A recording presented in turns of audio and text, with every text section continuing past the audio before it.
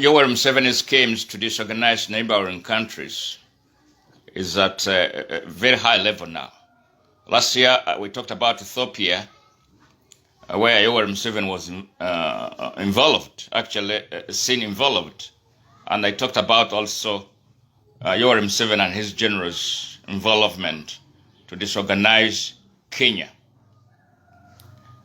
At this material time, they are planning to storm Kenya and disorganize election. And if they don't win there, they are planning to see how they can create a serious rebel group to fight if Raila Odinga wins his election. Hoskai Nergaba recently, in the middle week of April 2022, actually last week, he tweeted, and you took it for granted, that all Kenyans, the Turkana, should get out of Uganda. They're starting a cause that could enable them to pursue the people and get a chance to enter into Kenya, to reinforce the militias that they are training to disorganize Kenya's election, and later, if they don't win there, to form them into a rebel group that will fight if Raila Odinga wins his election. Kenya should be very much alert. KDF should be very much alert.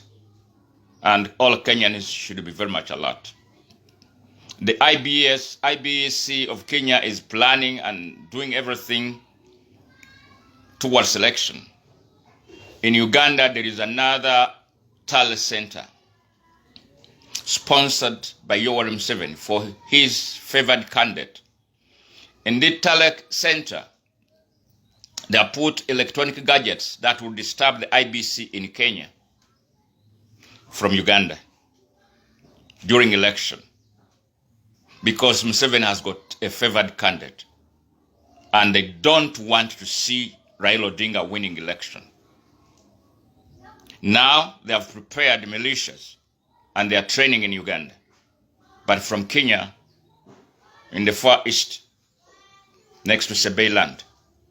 They recruited them, they are trained in Uganda, and to be brought back to be deployed to disorganize elections of Kenya. And if they don't manage in that phase, they will be formed into a rebel group to fight the government if Raila Odinga wins election. It is well known, but I want to warn the idiot, General Hoskai Nergaba. If your 2 soldiers were killed and the pathologist, and you say you have a glorious army, you should have pursued those who killed, not the whole population of Turkanas. I don't believe that the whole population of Turkanas who live in Uganda came and killed your soldiers. And it's not believable that actually it was the castle rustlers who killed the soldiers. It was something else that you know well. You must tell your father, Yoweri Museveni, to tell you what really happens. Simply because you have a scheme to infiltrate Kenya, you want to use the word Turkanas killed your soldiers. Turkanas have never killed your soldiers. But the scheme that you have planned is well known, that you want to have a cause to enter Kenya through the guise of pursuing Turkanas that they killed 2 soldiers. Turkanas are castle rustlers who have been there for 60 years, and they are only between Karamajong cattle keepers and themselves, not government soldiers. There is no way you can lie to the people that the Turkanas killed your soldiers. You only need to have a cause of fighting with Kenya so that you can say you are pursuing those Turkanas who killed your soldiers and you enter Kenya. It is known, your plan against Raila Odinga's win is known. You have done everything in conjunction with some politicians in Kenya. It is known. It is known. Tread carefully. You're just an idiot, actually Lumox, who can generalize a statement and you think people will not know what you mean. Tread carefully.